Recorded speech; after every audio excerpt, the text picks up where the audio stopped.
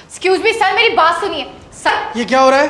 अरे क्या हो रहा है ये मैं जान सकता हूँ? दिखाई नहीं दे रहा? आराम का टाइम है ही हमारा। और तुमसे रोका नहीं गया? कोई भी क्लास में चला आएगा ऐसे? मैम मैंने बहुत रोका, लेकिन ये गवार अंदर चला है, इसने मेरी एक नहीं सुनी। कौन सी क्लास है ये? सर हिंदी की क्लास चल रही है। तुम चुप करो। हिंदी की क्लास है? अगर ये हिंदी क्लास है तो आप पढ़ा क्यों नहीं रहे हैं? यहाँ पढ़ाई क्यों नहीं हो रही है? अरे क्यों परेशान कर रहे हो भाई? तू कोई कलेक्टर है जो तुझे सब बता दे? दिखाई दे रहा है ये हमारे आराम का टाइम है। क्लासरूम में पढ़ाई क्यों नहीं हो रही है? आप टीचर है ना, आपको पढ़ाना चाहिए। अरे भाई हम टीचर हैं तो क्या हमने ठेका ले रखा है पढ़ाई कराने का?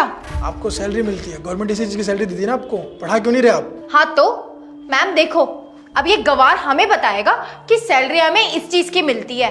मैं यहाँ अपनी बहन का एडमिशन करवाने आया हूँ। बहन का एडमिशन कराने आए हो तो जाकर ऑफिस में एडमिशन कराओ।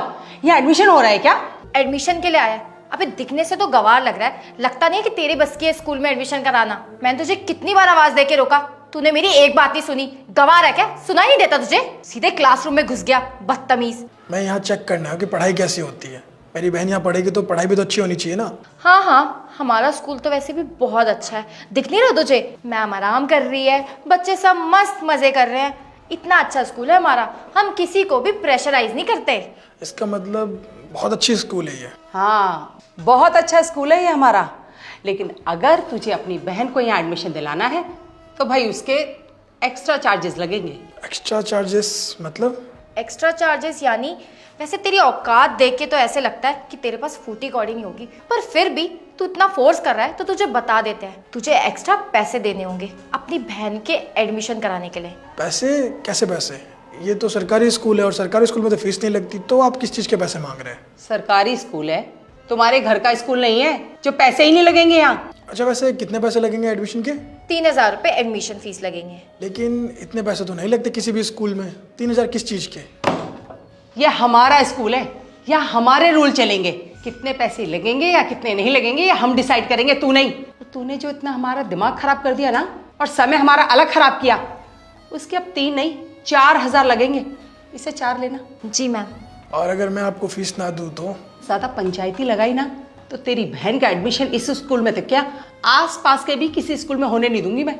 आपको पता है आप बहुत बदतमीज है और टीचर को ऐसा शोभा नहीं देता है। टीचर को हमेशा बच्चों को अच्छी शिक्षा देना चाहिए, लेकिन आप लोग टीचर के नाम पे कलंक है।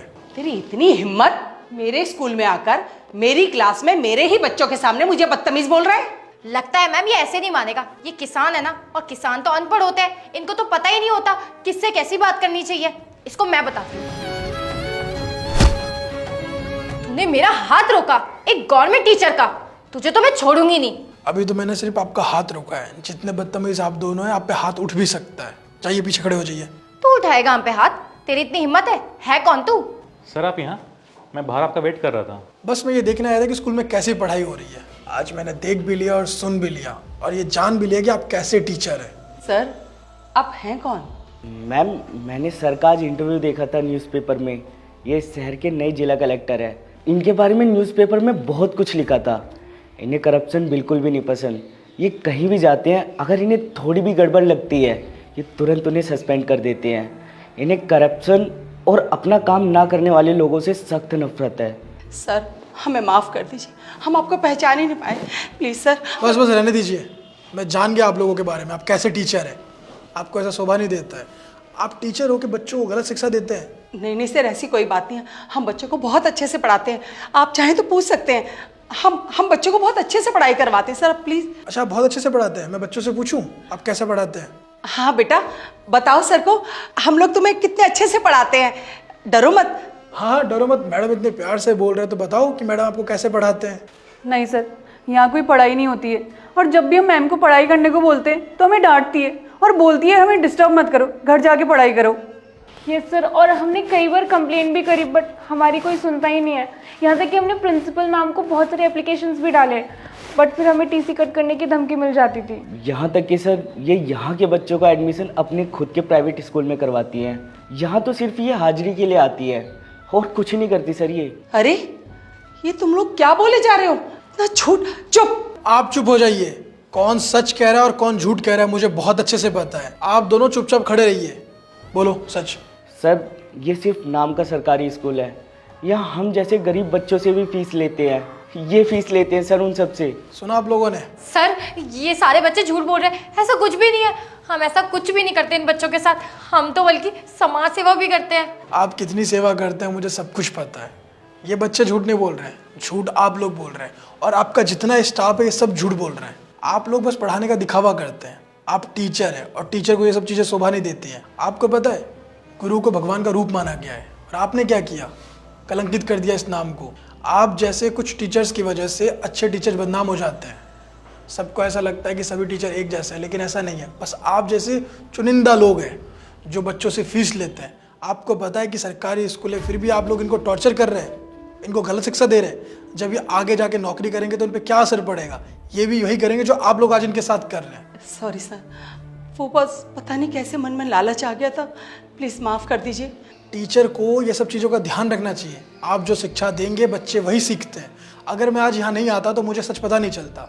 वो तो बस मैंने सोचा कि देख क्या तो बच्चे की पढ़ाई कैसे चल रही है, तो मुझे सच पता चल गया। आप लोगों का असली चेहरा दिख गया। आपने बहुत गलत काम किया है, इन बच्चों की ज़िंदगी के साथ खिलवाड़ किया है, और जो भी इनकी ज़िंदगी के साथ खिलवाड़ करेगा उनको मैं छोड़ूंगा नहीं। और आप लोगों की सज़ा यही है कि आपको सस्पेंड किया जाता है। सस्पेंड? सर प्लीज़ ऐसा मत कीजिए। चुप। मैं जब तक बोलूँ ना तब तक आप बोलेंगे नहीं। आपको अकेले को सस्पेंड नहीं किया जा रहा, पूरे स्टाफ को सस्पेंड किया जा रहा है, क्योंकि आप लोग सब एक जैसे ही है। आप चाहते तो बच्चे को अच्छे संस्कार दे सकते थे, अच्छी शिक्षा दे सकते थे, लेकिन आपने क्या किया? आपने अपने फ़ायदा के लिए इनको अंधकार में रखा, इनके साथ हमेशा गलत किया। आपने सरकारी स्कूल को नीचा दिखाया है। सब ये सोचते हैं कि सरकारी स्कूल में पढ़ाई नहीं होती है, लेकिन ऐसा नहीं है। वहाँ हर सुख सुविधा मिलती है जो उनको मिलनी चाहिए, लेकिन आप जैसे टीचर की वजह से बच्चों तक ये सुविधा पहुँच नहीं पाती है, जबकि सरकार सारी सुविधा देती है बच्चों को। आप क्या चाहते हैं कि ये बच्चे आपके ट्यूशन में पढ़े, एक्स्ट्रा फीस दे? बेचारे गरीब बच्चे बहुत मुश्किल से स्कूल पहुंच पाते हैं, और आप चाहते हैं कि आपके ट्यूशन में पढ़े, आपके इंस्टीट्यूट में पढ़े। शिक्षा को आपने व्यापार बना दिया है। प्लीज़ इसे व्यापार मत बनाइए, और अगर मैंने आपको छोड़ दिया तो कल दोबारा आप ऐसा ही करेंगे, इसलिए आपको सस्पेंड किया जाएगा, और आप लोगों पर कड़ी से कड़ी कार्रवाई होगी। आप लोगों को जेल जाना पड़ेगा। आप लोग अपने बच्चों को शक्ल नहीं दिखा पाएंगे। आपके इन्हीं हरकतों की वजह से आप अपने बच्चों से नजरें नहीं मिला पाएंगे। आपको जेल जाना पड़ेगा। प्लीज सर एक चांस दे दीजिए। मैंने कहा ना, चुप हो जाइए। भवानी, थाना कॉल करो और महिला कांस्टेबल को बुलाओ। इन सभी को जेल में डालना है। चलिए। रुकिए जरा, आपसे बहुत इंपॉर्टेंट बात करनी है। आपको पता है पढ़ने लिखने का अधिकार सबका होता है, लेकिन कुछ लोग ऐसे होते हैं जो ये अधिकार लोगों से छीन लेते हैं। प्लीज़ किसी का भी अधिकार किसी से छीने ना, क्योंकि पढ़ने लिखने का अधिकार सबका है। सबको ये मौका दे और आगे बढ़ने का मौका दे। और अगर कोई अनपढ़ रह जाता है तो इसमें उसकी गलती नहीं होती है, क्योंकि जानबूझ के अनपढ़ रह जाना ये बहुत बड़ी गलती होती है। तो कभी भी अगर आपको मौका मिलता है पढ़ने लिखने का, आगे बढ़ने का, तो प्लीज़ उस मौके का फ़ायदा उठाइए। जानबूझ के अनपढ़ मत रहना, क्योंकि ये दुनिया अनपढ़ लोगों के साथ बहुत कुछ गलत करती है। तो प्लीज़ आप लोग पढ़ाई कीजिए, आगे बढ़िए, और आप लोग भी ऐसे लोगों का साथ दीजिए जो आगे बढ़ना चाहते हैं। और हमारे YouTube चैनल को सब्सक्राइब करें, हमारे फेसबुक को फॉलो करें, और इस वीडियो को आप अपने सभी फ्रेंड के साथ शेयर करें, फैमिली के साथ शेयर करें, क्योंकि इसमें जो मैसेज है बहुत ज़्यादा इंपॉर्टेंट है। तो जल्दी से इस वीडियो को सभी के साथ शेयर कीजिए, और आपको ये वीडियो कैसी लगी है कमेंट करके बताइए। मैं आप लोगों के कमेंट का वेट कर रहा हूँ, और बस शेयर कीजिए, जल्दी से रुकिए मत, शेयर कीजिए, और हमेशा से मुस्कुराते रहिए, खुश रहिए। Thank you.